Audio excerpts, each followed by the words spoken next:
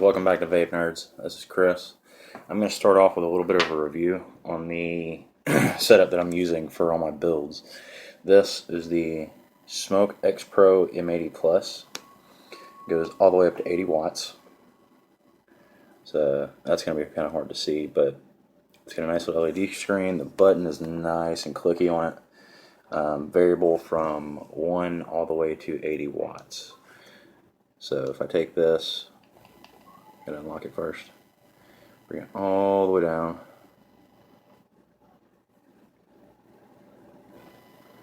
Sorry, 6 to 80 watts.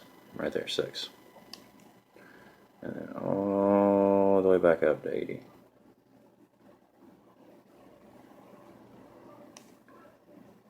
Now the lowest I've been able to run on this ohm-wise is I believe 0.05 is the lowest I've been able to run on it. It has 3 different modes. One is wattage mode, and then mech mode, and then tip mode.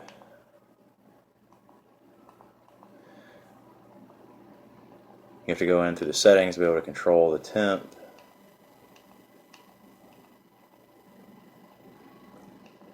Then we have mechanical mode, which basically just sets it as it's working like it's a regular mechanical box mod.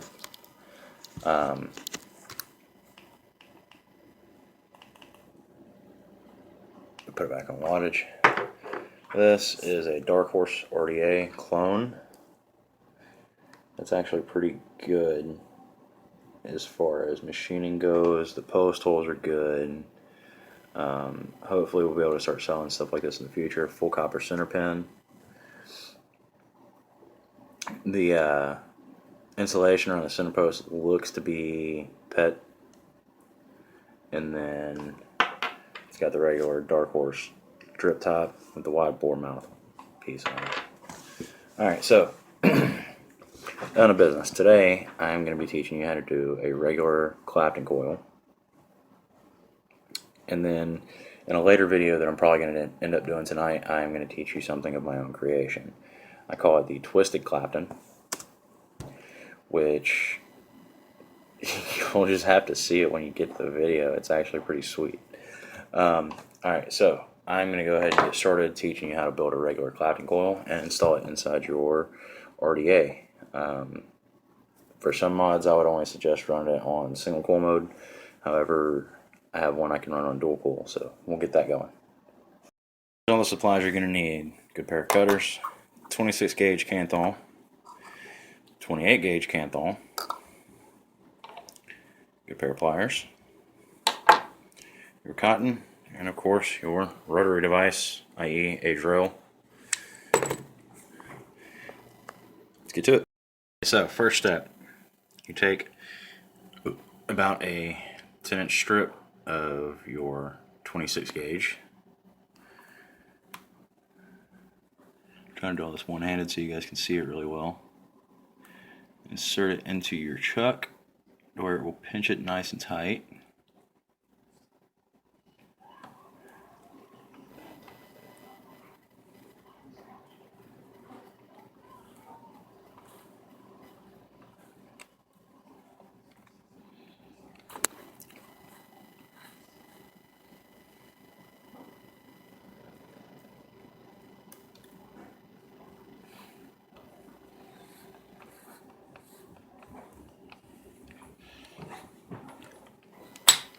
And I usually have better luck trying to pinch it into like a corner like that, so that it can it just grips onto it better. And then next step, take notch cutters, pliers here, and you grab the end of it, pull it tight like so, and start twisting. Alright, I'm going to set you down here. Hopefully you'll be able to see this. Just like so. And start twisting.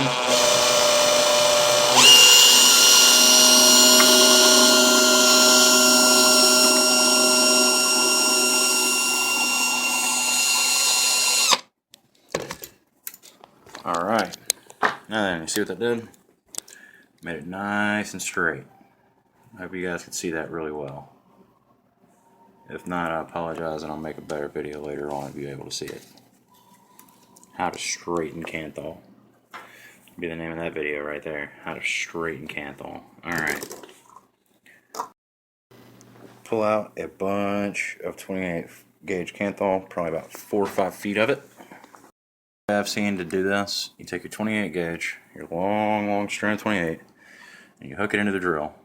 And the easiest way I found to do this is to actually loop it through the top hole of the chuck right there, and you stick your 26 gauge in, and you just crank it down nice and tight, where it's not going to go anywhere. Alright.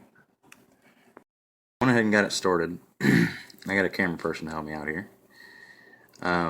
Once you get a rhythm, this is actually pretty easy. You're going to take your finger, place it on the back side of the strand, and then hold the 28 gauge down with your thumb or your thumbnail, one of the two.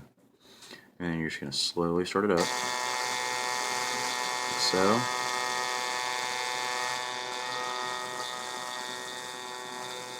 Making sure you keep tension on that 28 gauge.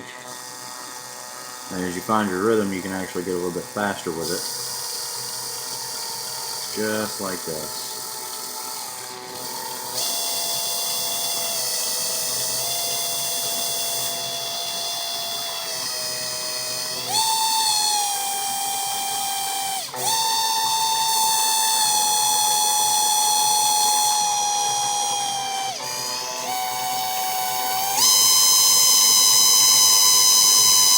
There you go, all the way down your wire.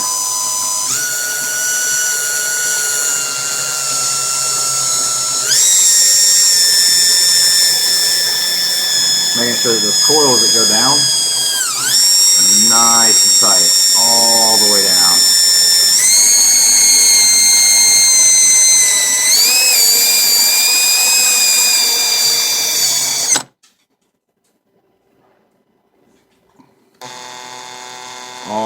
Always start slow.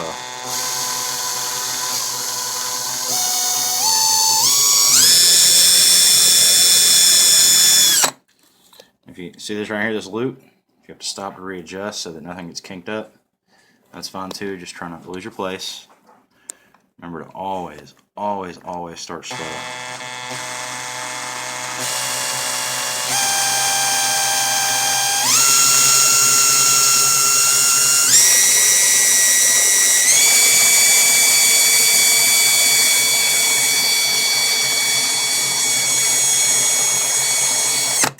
Alright, so now we have our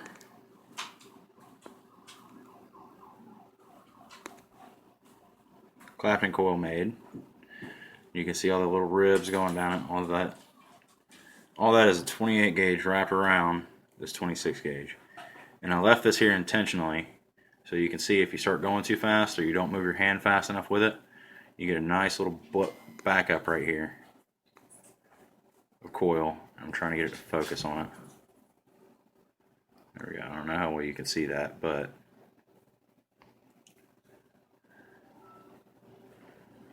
you get a nice little backup of coil on it that makes it look all crazy. So, next thing you do, get under your little area where I have the coil backed up, which is the end of your wire, and you're just going to snip that off.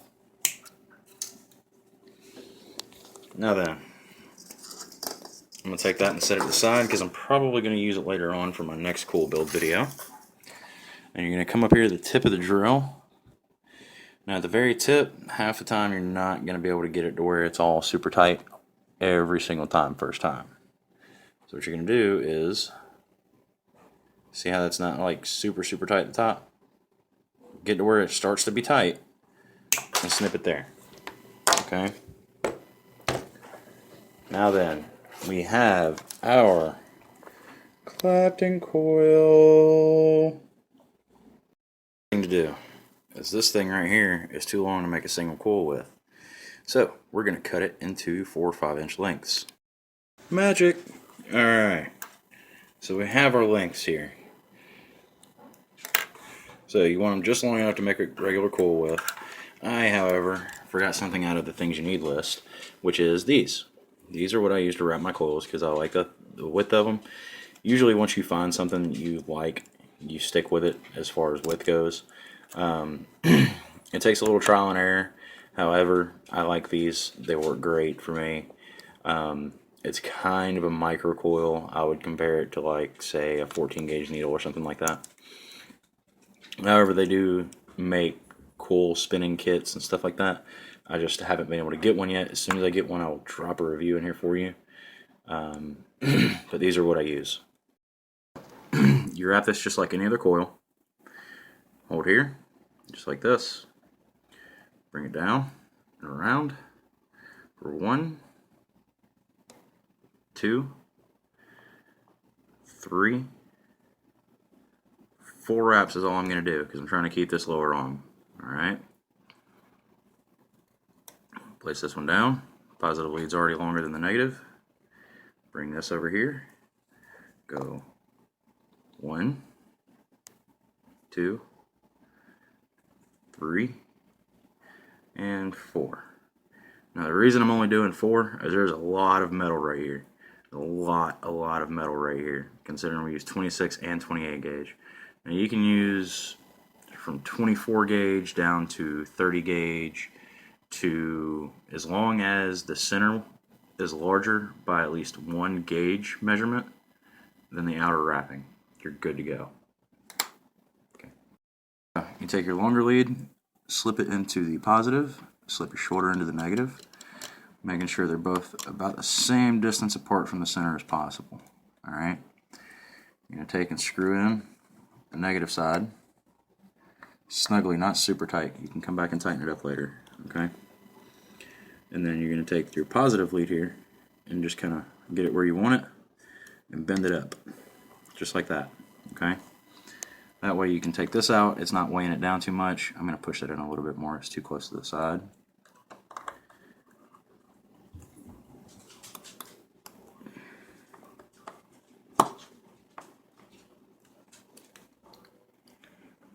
Alright, now then, all you do is you line up on the opposite side, kind of push this over a little bit so you can slip this through, and it is going to be a tight fit because this is a thick coil.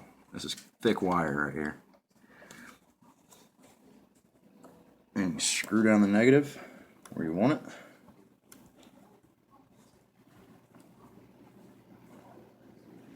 Snugly, not super tight. And you're going to bend that up. Alright, and the reason why I like using these so much is I can actually push these in a little bit where I want them to be, and then I can screw down my center post.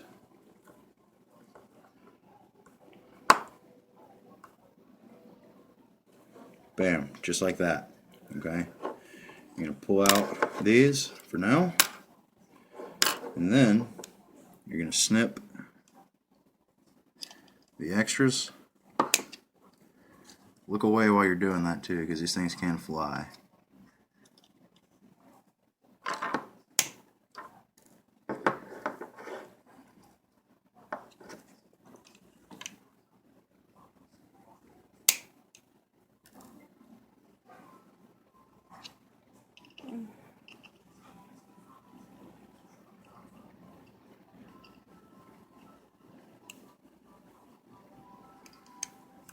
Alright, I'm going to pop the Addy. 0.22 ohms. Look at that. Okay, now all we're going to do is flare these up a little bit. We got it on 80 watts. Let's push it in 4.3 volts. Light these up. Gently squeeze them together. Okay, you're just going to want to gently squeeze them so the coils are all touching.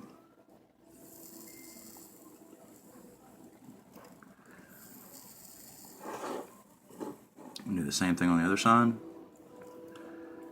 These claptons are going to be a little hard to do, and if your coil is twisted, you can simply just kind of put this in here, kind of twist it around, make it nice and flat. The same thing on the other side. Twist it, make it nice and flat.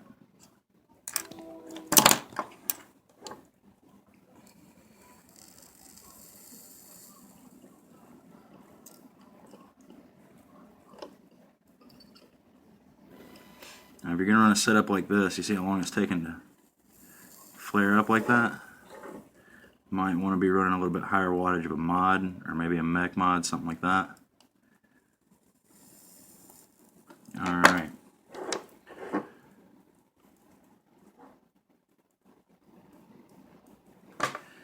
Now, what I usually do when I've got big, huge coils like this is I'll take and I'll bend them towards the top a little bit, just to make sure that they clear the sides of your juice well. Bend them up like that. Now you can see how it's clearing the sides of the juice well easily enough. I have to push in on them a little bit, bend them up a little bit more. You can get them as close to those posts as you like, as long as they're not touching. That's fine. You just don't want them up too high. Otherwise, one, you're going to lose resistance.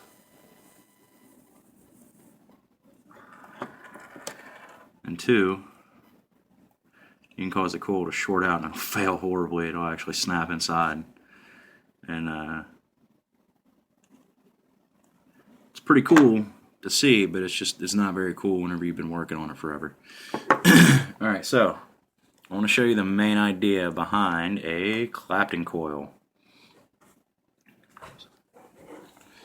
Alright, so you can see the coils here, and I go, whoa, look at that. 1, 2, 3 drops before it actually falls to the bottom. Do it on the other side now. 1, 2, 3 drops before it falls to the bottom. These things hold a lot of juice. They're almost like possibly not even needing a wick, because check this out. And then all the juice is gone. So, alright, what I'm going to do now is I'm going to cool these off. I always like to juice my coils a little bit first. That way the wicking is a little bit easier to go through them. Okay, so next thing we need is our cotton, right? Like I said before, the best way to do this is to make it thick enough to where it'll go through with some resistance, not a lot. You still need to be able to pull it through without it bunching up at the end. So, I pull off, split my ball in half, and try and split it again, trying to get the right thickness out of it. Alright, that looks to be just about right. And if you mess up the wicking, that's fine. You can always go back and redo it. It's not a big deal. It's cotton. Unless you're buying the expensive Japanese cotton, and then please get it right on the first time, because that stuff is quite expensive. Alright, so see, I'm having to twist this end back here to make sure it goes through right so it doesn't bunch up. That is precisely what you need, and then you want it to be a constant thickness all the way through, just like this. If you see it starting to bunch, you can pull it back a little bit. There we go. So we've got our wicking in there. Now then, I'll grab my scissors, hang on. One thing I forgot to show you whenever we were going over it, the build is always make sure these are super snug. Okay, you want to go back and make sure, because it can actually throw off your ohm readings. And it will actually mess your coils up too. So right now we're running at 0.27. And this is on 42.4 watts because I'm on mech mode. And make sure your coils are lined up on your air holes like so. And let's see how she vapes.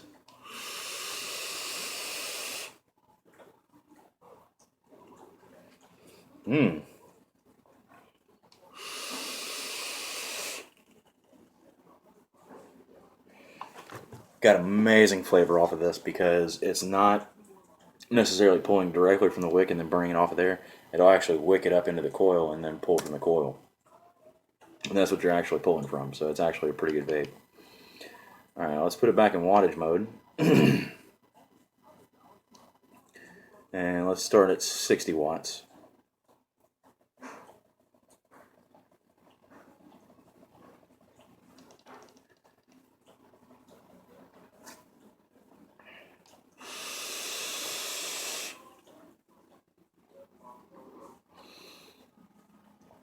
Nice, clean flavor, nice big plume of smoke of a vape. It's nice, it's a huge cloud.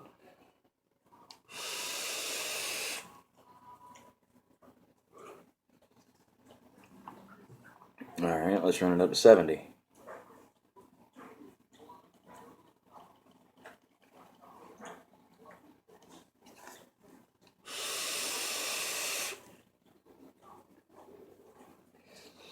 Beautiful.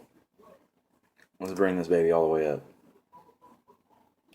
Pushing it 80 watts.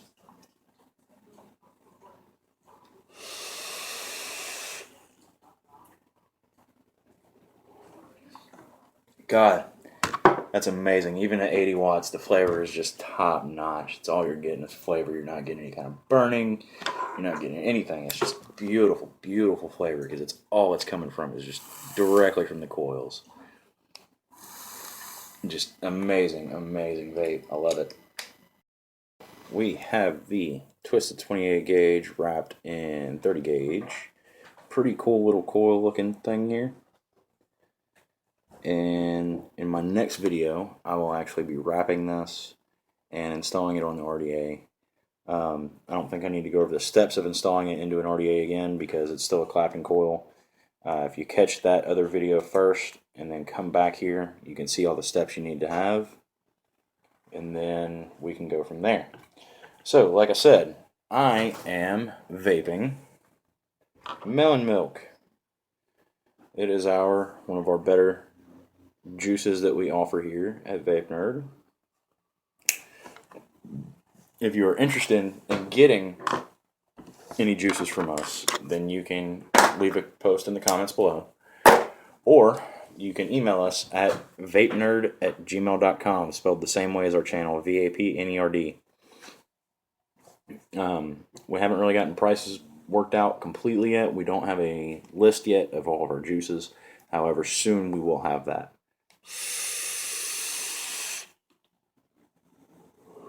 But melon milk is just amazing. It's like, how can I put this?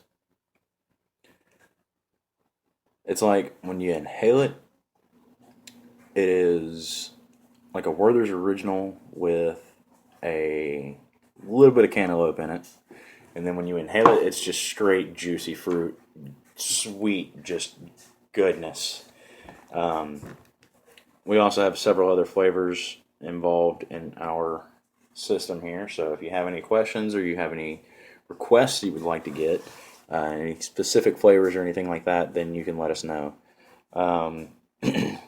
Also, if you are a company out there and you would like for us to review your product, you can email us as well at vapnerd@gmail.com. Well, Chris from VapeNerd, thank you for watching. Like, share, subscribe, do all that normal YouTube stuff, and we will see you next time.